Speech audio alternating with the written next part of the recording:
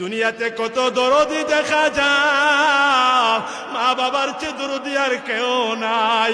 আজকে বিবির জন্য পাগল হইয়া মা বাবাকে বইরা গেলি রে নাফরমান। আজকে তুমি ময়রা দেখো, তোমার বিবির সাথে সাথে অন্যের ঘর করা শুরু করবে। আজকে তুমি রোগ আক্রান্ত হইয়া, আজকে তুমি অসুস্থ হইয়া বেটের মধ্যে শইয়া দেখো, তোমার চোখের মধ্যে কি তোর আসলে কেউ তোমার সামনে আসে না। তোমার যখন প্রচন্ড জ্বর হয় কেউ তোমার কাছে আসে না, তোমার যখন ডেঙ্গু হয় কেউ তোমার কাছে আসে না।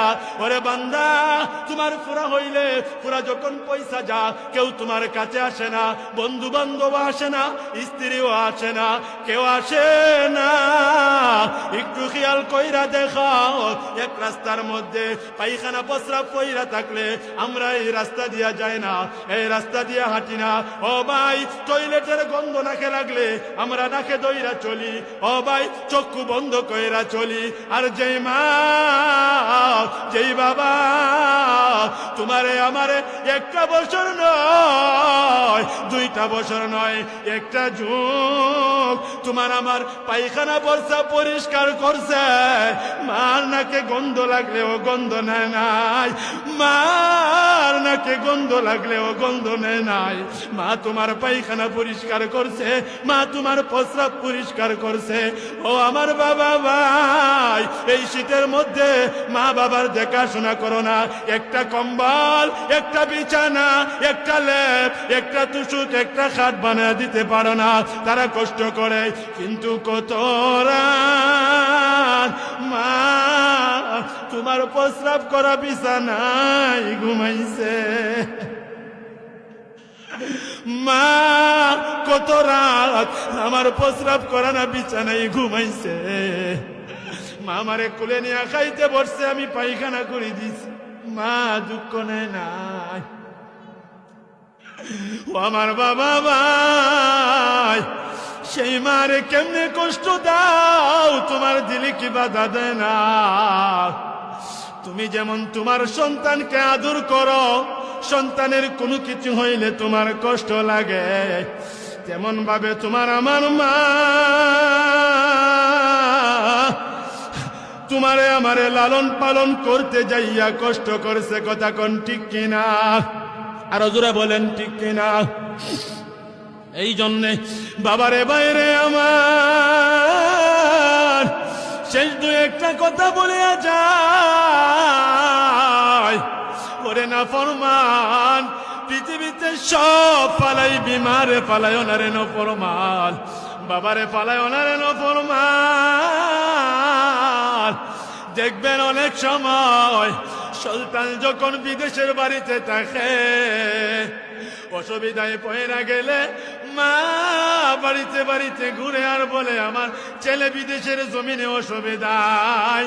আবার দেখবেন 4টা ছেলে যদি হয়, আমার আপনার নবী নবী মুহাম্মদুর রাসূলুল্লাহ সাহাবায়ে কেরামদেরকে নিয়ে নবীজি বসা, হঠাৎ করে নবীজি দাঁড়া গেলেন।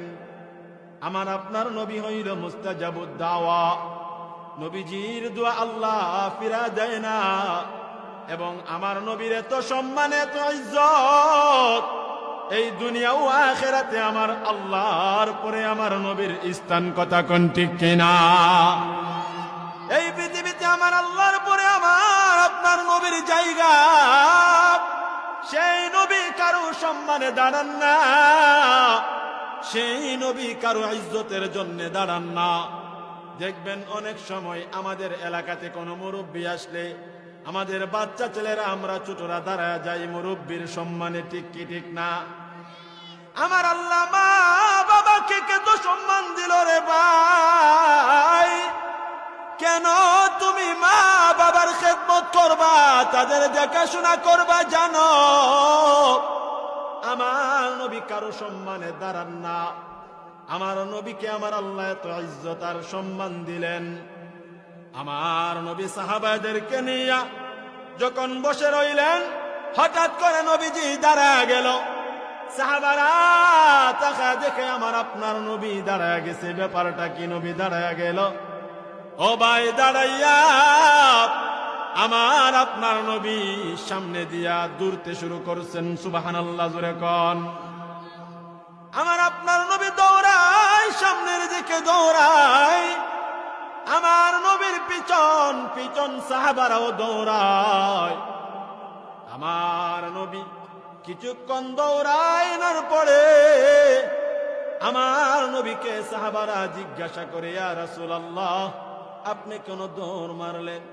আমার নবী কয়, তাকায়া দেখো না, ও একটা বৃদ্ধা মহিলা লাঠিতে ভর করে করে আমি নবীজি দরবারে আসতে শুরু করেছে। সুবহানাল্লাহ। ওই মহিলার সম্মানে আমি দৌড়াইলাম, ওই মহিলার ইজ্জতে আমি দৌড়াইলাম। সাহাবারা জিজ্ঞাসা করলেন, ইয়া রাসূলুল্লাহ, আপনি তো কারো সম্মানে দাঁড়ান না, আপনি দাঁড়াইয়া দৌড়ানো শুরু করছেন, কারণ কি? আমার নবী চোখের পানি চাইরা কান্দে আর বলে, আমি জন্মের আগে আমার বাবাকে হারাইলাম। বাবা ডাক কত মজা আমি জানি না, বাবা ডাকের মধ্যে কত তৃপ্তি, কত ভালোবাসা আমি নবী জানি না। আমি জন্মের আগে আমার বাবাকে হারাইলাম, জন্মের কিছুদিন পর আমি আমার মাকে হারাইলাম। তোমরা কি হালিমাতুস সাদিয়া নামে কারো নাম শুনছো? বলে, হ্যাঁ শুনেছি। বলে, দেখো, উনি হইলেন আমার দুধমা হালিমা সাদিয়া। সুবহানাল্লাহ। এমনি করে আমার নবীর সম্মানিত চাদর মুবারক বিছাইয়া ওই মহিলাকে ডাইকা ডাইকা বলে, মা, আপনি আমার চাদরের মধ্যে বসে যান গো মা, বসে যান, আপনি আমার চাদরের মধ্যে বসে যান।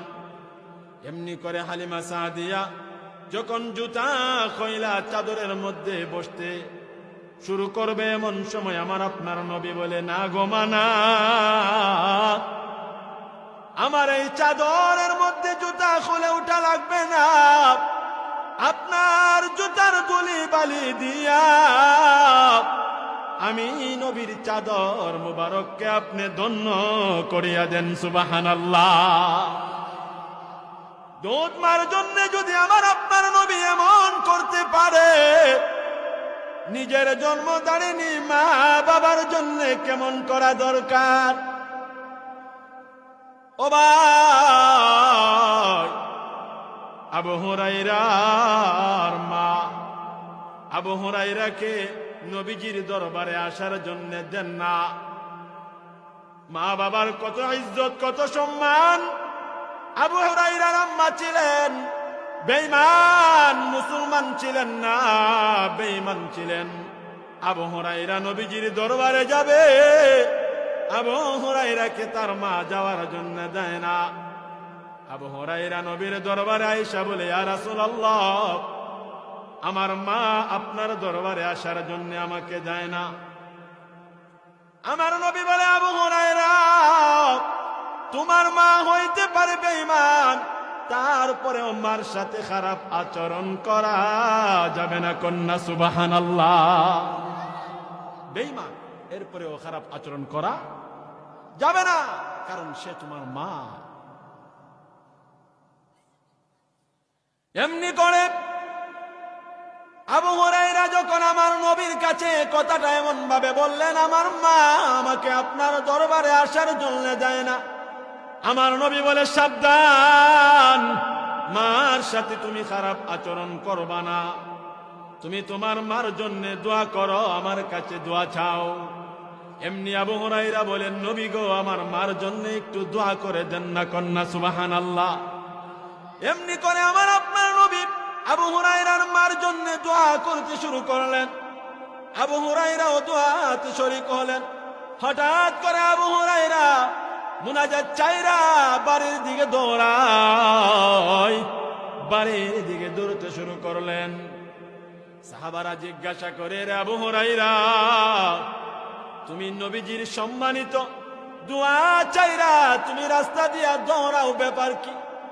আবু হুরায়রা বলে, আমি দেখতে চাই আমার নবীর দোয়া।